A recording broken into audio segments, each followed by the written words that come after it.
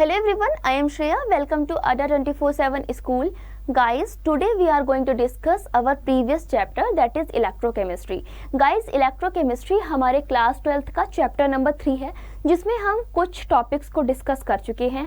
आज एक नए टॉपिक के साथ आपके सामने है. गाइज एक बार देख लेते हैं वो कौन कौन से टॉपिक हैं पिछले जो हम डिस्कस कर चुके हैं, और वो आज कौन सा नया टॉपिक है जिसके बारे में हम बात करने वाले हैं. प्यारे बच्चे, अगर प्रीवियस लेक्चर्स की बात करें तो प्रीवियस लेक्चर में हम लोगों ने electrochemical cell, galvanic cell, measurement of standard electrode potential के बारे में डिस्कशन कर लिया था. Nernst equation and its equilibrium constant, ये हम लोगों ने लेक्चर नंबर 2 में डिस्कस किया. Conductance of electrolytic solution, measurement of conductivity of ionic solution, variation of conductivity and molar conductivity with concentration को हम लोगों ने अपने थर्ड लेक्चर में डिस्कस किया था. बात करें फोर्थ लेक्चर की, जिसमें इलेक्ट्रोलाइटिक सेल, इलेक्ट्रोलिसिस और उसके प्रोडक्ट्स के बारे में डिस्कशन किया है. प्यारे बच्चे, अब बात करने वाले हैं हम लोग batteries and fuel cell. What is batteries, what is fuel cell, छोटा सा टॉपिक है हमारा, चलिए इसे भी कवर कर लेते हैं. गाइस, बैटरीज कहाँ कहाँ देखने को मिलती हैं? आपकी घड़ी में, आपके फोन में, आपके हैंड रिस्ट वॉच में, आपके कैमरे में, सभी जगह आपकी बैटरीज देखने को मिलती है. मेजर फेजेस में देखें तो आपके इन्वर्टर में, आपके टॉर्च में, बहुत सारी जगह आपको अलग अलग बैटरीज देखने को मिलती हैं.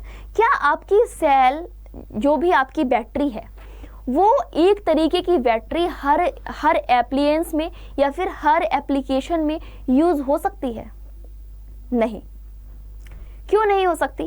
क्या मैं चाहूँ कि एक घड़ी के सेल से इन्वर्टर को शुरू कर दूँ, लगा दूँ, चालू कर दूँ, तो क्या ये पॉसिबल है? आप कहोगे नहीं. इसी तरीके से अगर मैं कहूँ कि इस बैटरी से, इन्वर्टर की बैटरी से मेरी रिस्ट वॉच को चालू कर दो, तो क्या ये पॉसिबल है? आपका फिर जवाब नहीं होगा.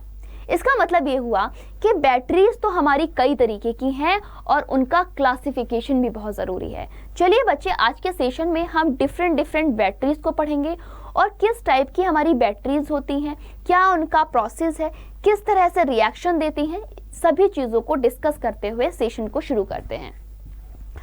एनी बैटरी और cell that we use as a source of electrical energy is basically a galvanic cell. हमको पता है ना, गैल्वेनिक सेल में क्या होता है? केमिकल एनर्जी इलेक्ट्रिकल एनर्जी में कन्वर्ट होती है.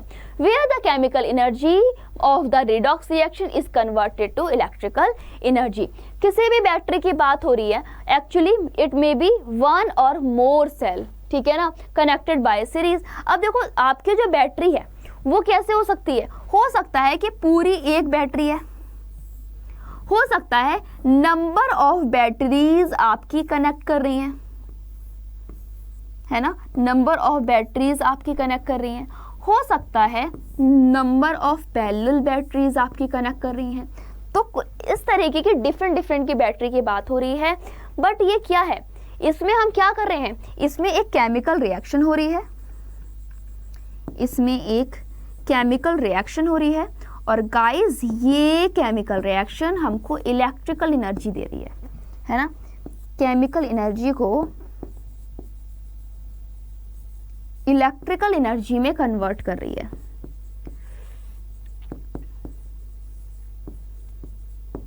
ठीक है, क्या करे? केमिकल एनर्जी को इलेक्ट्रिकल एनर्जी में कन्वर्ट कर रही है. क्लियर, समझ में आया? और ये किसकी बात हो रही है? ऐसे सारे सेल्स हमारे गैल्वेनिक सेल कहलाते हैं. क्या कहलाते हैं? ऐसे सारे सेल्स हमारे गैल्वेनिक सेल्स कहलाते हैं. अब देखो, however for a battery to be of practical use should be reasonable light. जो हमारी बैटरीज होती हैं वो हल्की होती हैं. फ़ोन की बैटरी बहुत हल्की होती है, आप आसानी से उसे कैरी कर सकते हो.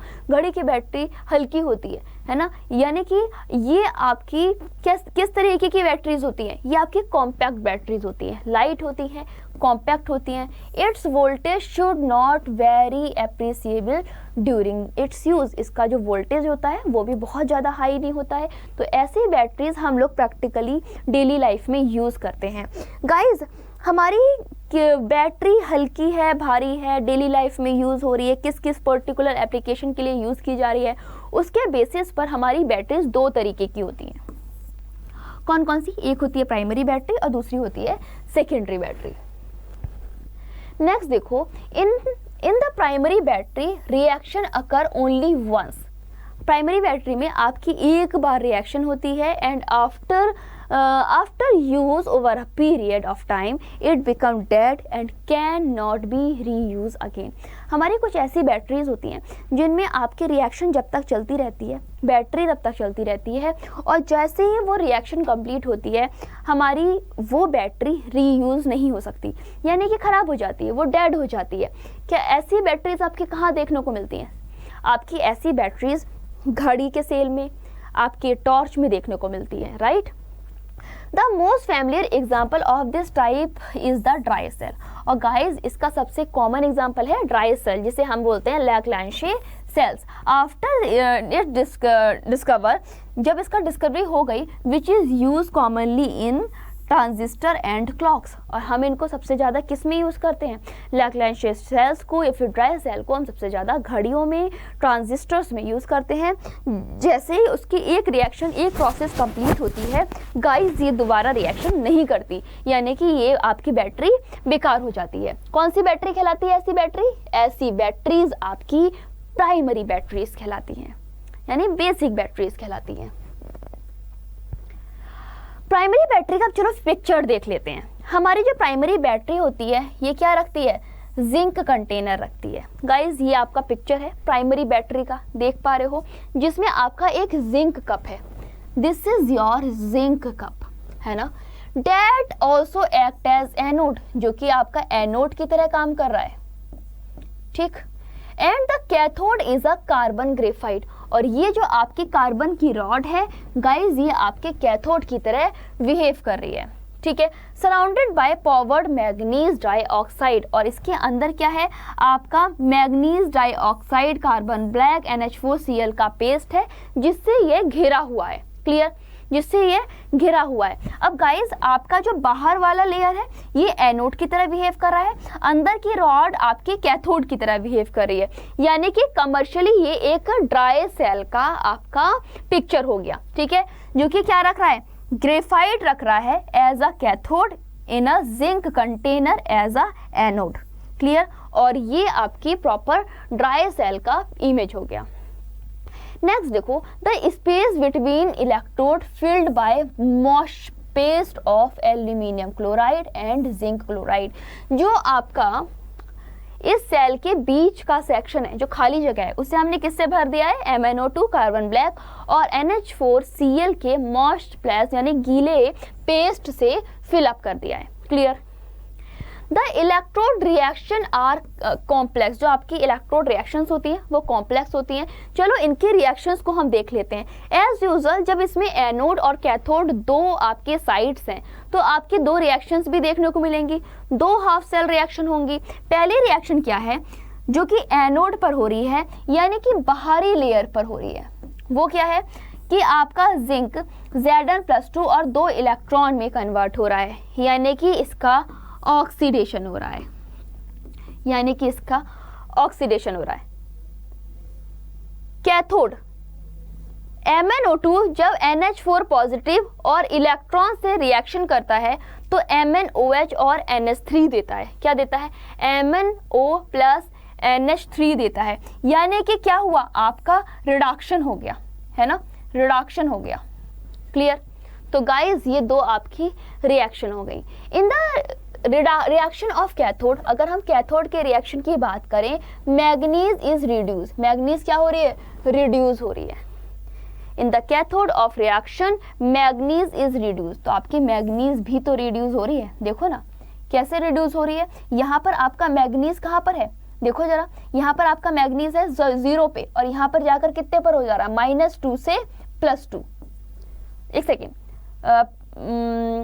इधर एक सेकेंड रुकना, x -2 और ये आपका हो गया 1 यानी कि -1 पे, ठीक है, -1 पे, ठीक है, ये आपकी -1 पे जा रही है यानी कि क्या हो गया, रिडक्शन हो गया। तो दोनों में आपका रिडक्शन हो रहा है, यहाँ पर भी आपका रिडक्शन हो रहा है और यहाँ पर 1 से आपका 0 पे जा रहा है यानी कि यहाँ पर भी आपका रिडक्शन हो रहा है। दोनों फेजेस में आपका रिडक्शन हो रहा है। तो बस वही लिखा है कि मैग्नीज का रिडक्शन हो रहा है कहाँ पर, फ्रॉम आपके +4 टू +3 स्टेट, ठीक है। अब देखो, आप चाहो तो इसको दूसरी तरीके से देख सकते हो। अगर मैं यहाँ पर डायरेक्ट निकालूं इसका ऑक्सीडेशन, तो ये आपका हो जाएगा x + -2 = 0। तो x = क्या आ गया, 4, ठीक है, एक ये प्रोसेस हो गया। अब यहाँ पर देखो एक सेकेंड, हाँ, -2 और ये हो गया आपका -1, ठीक है। तो आपका यहाँ पर आ जाएगा -2 -1 यानी कि 3 +3, राइट, ठीक है। अब देखो नेक्स्ट है ammonia produce in the reaction form a complex with Zn+2। जो आपकी अमोनिया है वो क्या प्रोड्यूस कर रही है, एक कॉम्प्लेक्स को प्रोड्यूस कर रही है जिंक के साथ में, और आपको ZnNH3 का होल 4 +2 दे रही है। क्या दे रही है, ZnNH3 का होल 4 +2 दे रही है, यानी कि क्या दे रही है, कॉम्प्लेक्स आयन दे रही है। The cell has potential nearly 1.5 volt, और इसका जो सेल पोटेंशियल है वो क्या हो जाएगा, 1.5 वोल्ट हो जाएगा। अब इसे एक बार प्रॉपरली समझ लो, क्या हुआ है गाइज, हमारी सेल में 2 रिएक्शन हुई है। कॉमनली देखो, जिंक आपका 0 स्टेट से +2 में गया यानी कि इसका एनोड पर ऑक्सीडेशन हो गया। कैथोड में आप डायरेक्ट देखो, अगर सिर्फ ऐसे ही देख लो तो मैग्नीज आपको 0 पर दिख रहा है, बट अगर हम स्टैंडर्ड ऑक्सीडेशन स्टेट निकालें तो अगर आप इसे x रख के O2 का -2 रख के और 2 से मल्टीप्लाई करके =0 रखोगे तो x की वैल्यू आ जाएगी -4। तो आप चाहे ये बोल दो कि मैग्नीज 0 से आपका -1 में कन्वर्ट हो रहा है, या फिर आप कंप्लीट कंपाउंड का देखकर बोल दो कि आपका MnO2 not only manganese, MnO2 में मैग्नीज MnOOH में +3 में कन्वर्ट हो रहा है, यानी +4 से +3 में कन्वर्ट हो रहा है। चाहे यहाँ पर देख लो चाहे यहाँ पर देख लो, दोनों में डिफरेंस कितने का है, 1 का है, यानी कि ऑक्सीडेशन हो रहा है। नेक्स्ट, रिडक्शन हो रहा है, यानी कि रिडक्शन हो रहा है, ठीक है, क्योंकि आपका जो डिफरेंस है वो -1 का है, यहाँ से भी और यहाँ से भी, 4 - 3 यानी कि 1, ठीक। अब देखो बस ये चीज समझा दी, और फिर आपका जो अमोनिया था वो Zn+2 के साथ में क्या कर रहा है, कॉम्प्लेक्स आयन का फॉर्मेशन कर रहा है, और इसका जो पोटेंशियल है वो है 1.5 वोल्ट। नेक्स्ट देखो, अब बात कर लेते हैं प्राइमरी बैटरी में मरकरी सेल की। गाइस, जो मरकरी सेल होती है वो आपके लो करेंट डिवाइस के लिए सुटेबल होती है। किसके लिए, लो करेंट डिवाइस के लिए, जैसे कि अपने ईयरफोन हो गए, घड़ी हो गई, आईपॉड्स हो गए, इनके लिए। ETC consist of zinc mercury amalgam, जो कि आपके जिंक मरकरी एमलगम से बना होता है, और ये आपका एज अ एनोड एक्ट करता है। And the paste of HgO and carbon act as cathode, जो आपका पेस्ट होता है HgO का और कार्बन का, वो एज ए कैथोड एक्ट करता है। Clear. The electrolyte is a paste of KOH and ZnO, जो आपका इलेक्ट्रोलाइट होता है वो किसका पेस्ट होता है, KOH का और ZnO का पेस्ट होता है। वहीं पर अगर बात करें इलेक्ट्रोड रिएक्शन की, तो वो रिएक्शन कैसे जाएगी, एनोड पर देखो, जब आपका ZnOH से रिएक्शन करेगा तो आपको ZnOH2O और 2 इलेक्ट्रॉन देगा। वहीं पर कैथोड में जब आपका HgO वाटर और 2 इलेक्ट्रॉन से रिएक्ट करेगा तो आपका Hg और OH देगा। क्लियर। नेक्स्ट देखो, तो गाइज अगर मैं यहाँ पर एक सेकेंड ऑक्सीडेशन रिडक्शन की बात करूं तो ये आपका 0 से +2 में जा रहा है, ठीक है, और यहाँ पर आपका +2 से 0 में जा रहा है, यानी कि यहाँ हो गया आपका ऑक्सीडेशन और यहाँ हो गया आपका reduction. Next, the overall reaction क्या आ जाएगी guys, Zn plus HgO is equal to ZnOHg. The cell potential is approximately 1.35 volt, यानी इसका जो सेल पोटेंशियल होगा वो क्या होगा, 1.35 वोल्ट होगा, जो कि रिमेन्स कांस्टेंट होगा। during its life as the overall reaction does not involve any ion in solution। इसका मतलब ये हुआ कि जब आपकी रिएक्शन होगी तो आपकी ओवरऑल रिएक्शन कोई भी आयन को अंडरगो नहीं करती है ना, does not involve any ion in the solution, ठीक है। whose concentration can change during its life time, यानी कि इसका जो कॉन्सेंट्रेशन है आप टाइम के साथ साथ चेंज कर सकते हो। अगर एक बार डिस्चार्ज हो जाए बैटरी तो आप उसे दोबारा चार्ज कर सकते हो। नेक्स्ट है सेकेंडरी सेल। अब हम बात कर लेते हैं सेकेंडरी सेल की। What is secondary cell? Secondary cell after use can be recharge by passing current through it. हम क्या कर सकते हैं, सेकेंडरी सेल को फिर से रिचार्ज कर सकते हैं, किसके द्वारा, करंट को फ्लो करके इन द अपोजिट डायरेक्शन, ठीक है, so that it can be use again. हम सेकेंडरी सेल को एक बार इलेक्ट्रिसिटी को इलेक्ट्रॉन की फ्लो के अपोजिट चार्ज में डायरेक्ट करके फिर से चार्ज कर सकते हैं, जिससे कि उसे दोबारा यूज किया जा सके। A good secondary cell can undergo large number of discharging and charging cycles. जो आपकी एक अच्छी क्वालिटी का सेकेंडरी सेल होता है, जैसे कि आपके फोन का सेल है गाइज, ये क्या कर सकता है, बहुत बार चार्ज और बहुत बार डिस्चार्ज की साइकिल को फॉलो कर सकता है। The most important secondary cell is lead storage battery. जो हमारा सबसे अच्छा वाला या फिर सबसे क्वालिटेटिव सेकेंडरी सेल होता है वो आपकी लेड स्टोरेज बैटरी होती है, जो कि आपकी इन्वर्टर और ऑटोमोबाइल्स में यूज़ की जाती है। तो गाइज ये है आपका पिक्चर, जिसमें 38% सल्फ्यूरिक एसिड सॉल्यूशन होता है। आपके पॉजिटिव प्लेट लेड ग्रिड की बनी होती है, जिसमें आपका PbO2 भरा होता है। वहीं पर निगेटिव प्लेट में आपकी लेड ग्रिड पर स्पॉन्जी लेड फिलअप होता है। नेक्स्ट देखो, it consist of a lead anode and a grid of lead packed with lead dioxide as cathode. यानी कि यहाँ पर क्या होता है, जो आपका एनोड होता है वो लेड का होता है और जो आपका कैथोड होता है वो भी आपके लेड की ग्रिड का होता है, बट गाइज इसमें PbO2 आपका फिलअप्ड होता है। 38% सॉल्यूशन होता है सल्फ्यूरिक एसिड का, जो कि एज अ इलेक्ट्रोलाइट सेल के अंदर भरा होता है। The cell reaction when the battery is use are given वो, जब आपकी बैटरी को हम रीयूज करते हैं या फिर चार्ज करते हैं तो उसमें कुछ रिएक्शन होती हैं, किस पर, कैथोड पर और एनोड पर। वो कौन सी होती हैं, देखो जरा। एनोड पर Pb जब SO4 आयन से रिएक्ट करता है तो PbSO4 और 2 इलेक्ट्रॉन्स देता है, यानी कि ऑक्सीडेशन होता है। कैथोड में PbO2 जब SO4 और H+ और 2 इलेक्ट्रॉन से रिएक्ट करता है तो PbSO4 और H2O देता है, यानी कि आपका रिडक्शन होता है। नेक्स्ट देखो, overall reaction cell reaction consist of cathode and anode reaction.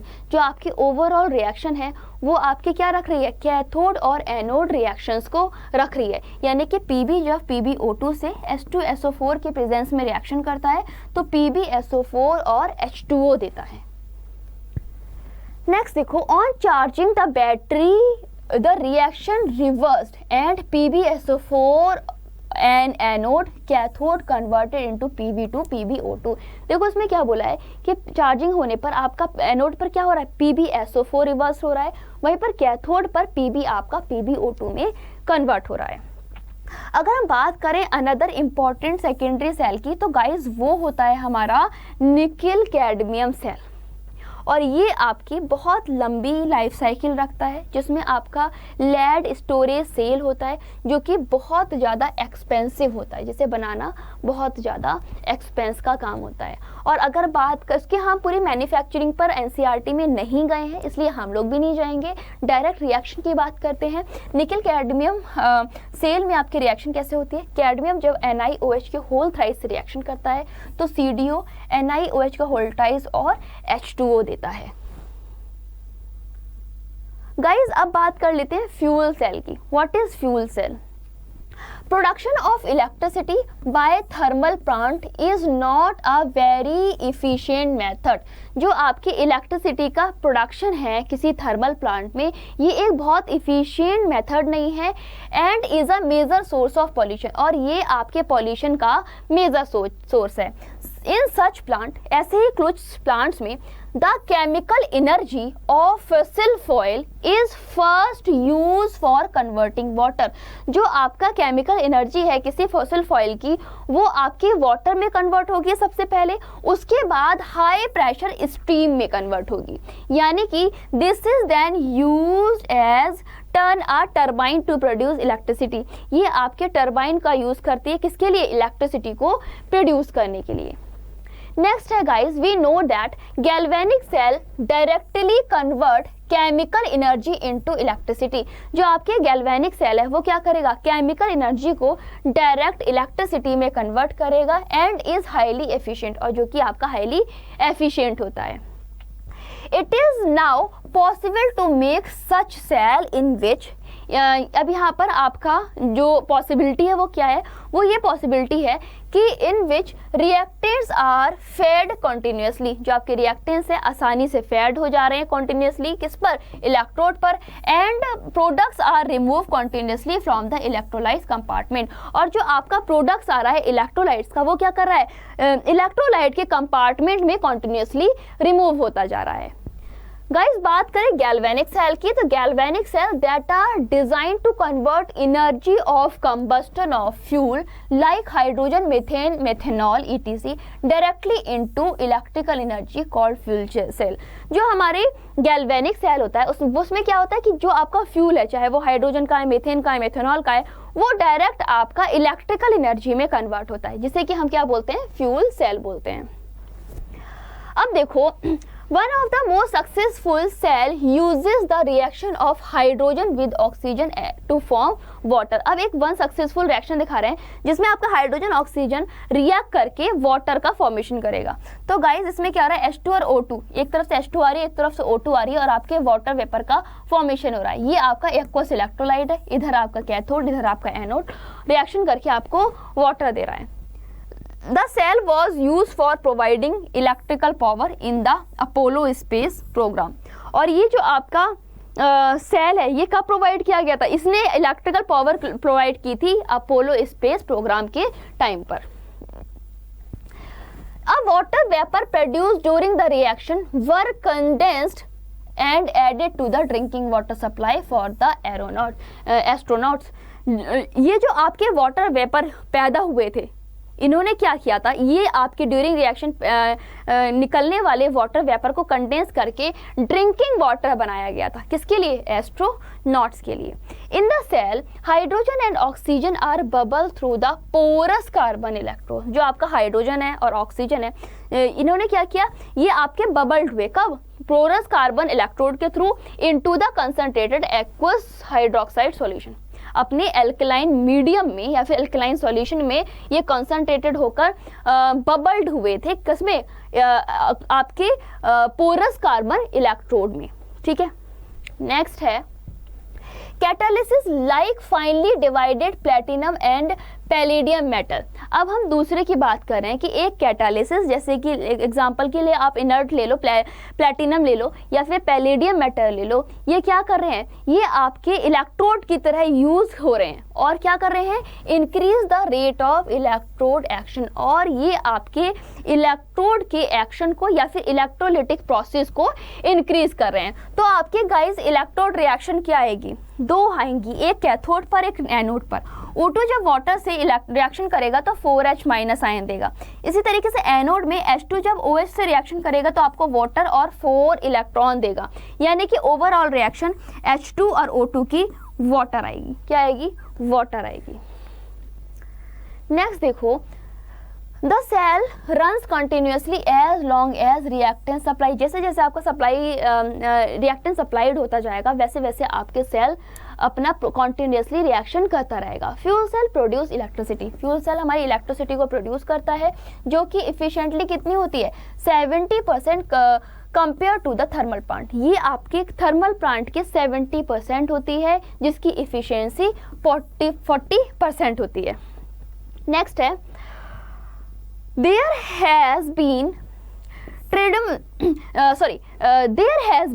tremendous progress of the development of new electrode electrode material.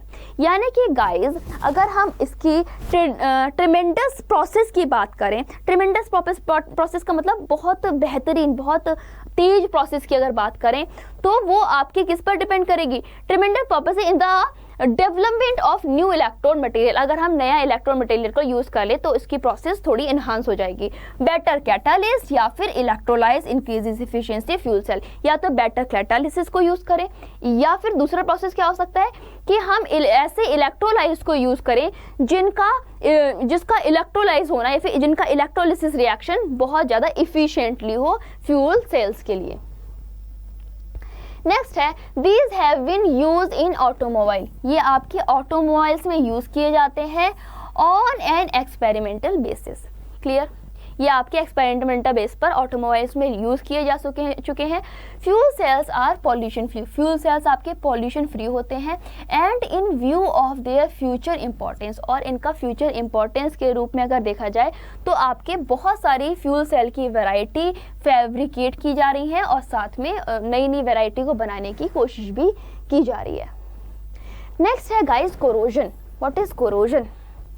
Corrosion is slowly coated the surface of metallic object with oxide। Corrosion क्या होता है? ये आपके metallic surface को उसके oxide से cover कर लेता है ना, उसके ऑक्साइड से कोरोड कर लेता है और अदर सॉल्ट ऑफ मेटल या फिर किसी अनदर सॉल्ट मेटल के सॉल्ट के साथ में कोरोड कर लेता है, इसकी परत जम जाती है। The rusting of iron, example की rusting of iron, tarnish of silver, silver का काला पड़ना, development of green coating copper, copper के ऊपर हरे रंग की काई लगना, ब्रॉन्ज के ऊपर हरापन आना, are the some example of corrosion, ये सभी आपके कोरोजन के एग्जाम्पल हैं। It causes enormous damage of building, और ये जो आपकी कोरोजन है इससे क्या हो रहा है, बिल्डिंग्स को, ब्रिजेस को, शिप्स को नुकसान पहुंच रहा है, यानी उनका कोरोजन हो रहा है क्योंकि जो उनके मेटल हैं वो आपके कोरोड हो रहे हैं, जैसे कि आपका iron. We loss crores of rupees every year in account of corrosion, इस कोरोजन की वजह से कई करोड़ रुपए का नुकसान हमारा देश जूझ रहा है, हमेशा जूझ रहा है। यानी कि इंडस्ट्रियल बेसिस पर ये कोरोजन एक बहुत बड़ा लॉस क्रिएट कर रहा है।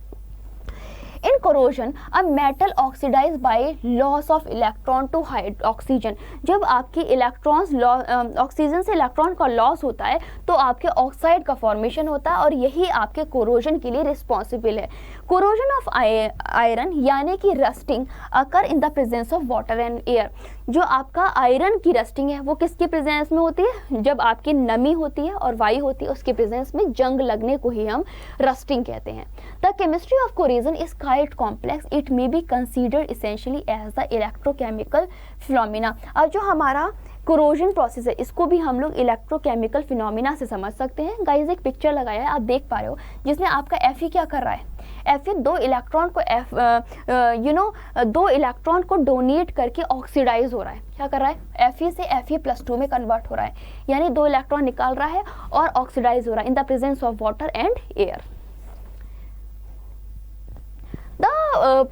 At a particular spot of an object made of iron, oxidation take place and that spot behave as an anode and can be written as reaction। तो guys इसमें दो रिएक्शन होंगी आपके आयरन में, एक होगी ऑक्सीडेशन, जब आपका Fe+2 में कन्वर्ट होगा दो इलेक्ट्रॉन को डोनेट करके। अब रिडक्शन कैसे होगा, इन्वायरमेंट की ऑक्सीजन और वाटर का H+ आयन 4 इलेक्ट्रॉन को एक्सेप्ट करके वाटर में कन्वर्ट होगा। साथ में अगर बात करें इनके एडिशन रिएक्शन की तो guys Fe+2 H2O half O2 react करके Fe2O3 और H+ आयन बनाएंगे, यानी कि आपके आयरन का कोरोजन हो गया, जंग लग गई। आयरन का ऑक्साइड बनना ही कोरोजन है। एनोड की रिएक्शन देखो, जब आपका ट्वाइस Fe 2 Fe+2 और 4 इलेक्ट्रॉन दे रहा है, यानी कि E0 सेल की वैल्यू कितनी आ गई, -0.44 volt. Electron release at anodic spot, जो आपका इलेक्ट्रॉन है वो एनोडिक स्पॉट पर रिलीज होगा, मूव थ्रू द मेटल, और ये मेटल से मूव करेगा, and go to another spot to the metal, और ये आपके दूसरे स्पॉट पर जाएगा। यानी कि गाइस आप पीछे पिक्चर में देखो, ये एक स्पॉट से दूसरे स्पॉट पे, दूसरे स्पॉट से तीसरे स्पॉट पे, इस तरीके से आपके पूरे आयरन पे कोरोजन हो जाएगा। क्लियर, किसके थ्रू, किसके प्रेजेंस में, आपके रिड्यूस ऑक्सीजन के प्रेजेंस में, in the presence of H+ ion.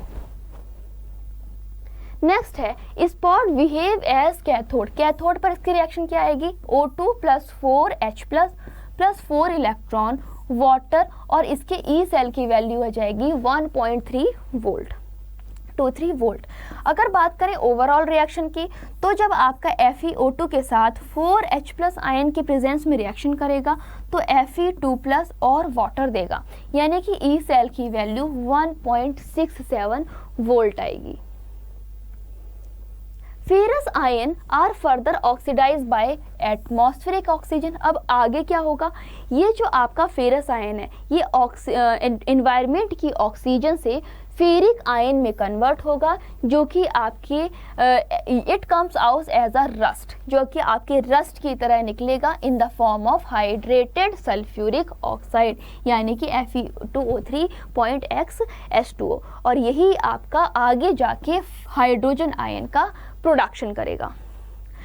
अब बात कर लेते हैं प्रिवेंशन की। Prevention of corrosion is prime important. जो आपका कोरोजन का प्रिवेंशन है वो बहुत इंपॉर्टेंट है। It is not save money, it is not only save money, इससे सिर्फ आपके पैसा नहीं बचेगा, बट ऑल्सो प्रिवेंटिंग एक्सीडेंट्स भी बचेंगे, क्योंकि गाइस कोरोजन होने से क्या हो रहा है, आपका जो मेटल है वो कमज़ोर हो रहा है, जिससे एक्सीडेंट्स हो रहे हैं, ब्रिजेस कोलैप्स हो रहे हैं, टूट रहे हैं, फेलिंग की component due to the corrosion, और ये सारे आपके जो फेलियर्स हैं कोरोजन की वजह से हो रहे हैं।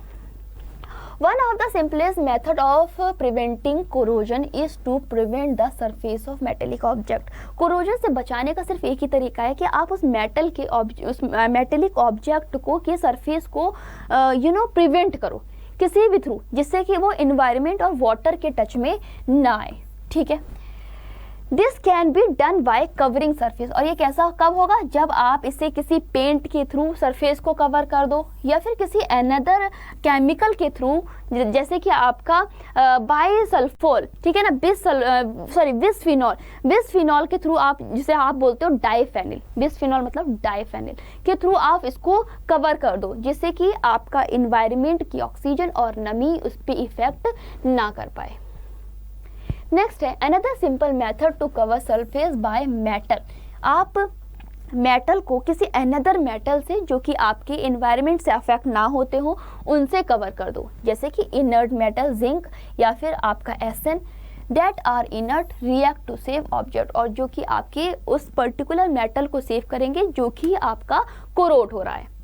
N electrochemical method is to provide a sacrificial electrode of another metal. जो आपका इलेक्ट्रोकेमिकल सेल है वो आपके सैक्रिफिशियल इलेक्ट्रोड मेटल को कवर करेगा या फिर प्रिवेंट करेगा, लाइक जैसे आपका MS Zn ETC which corrode itself but save object, जो खुद तो कोरोड हो जाते हैं पर आपके उस पर्टिकुलर मेटल को बचा लेंगे।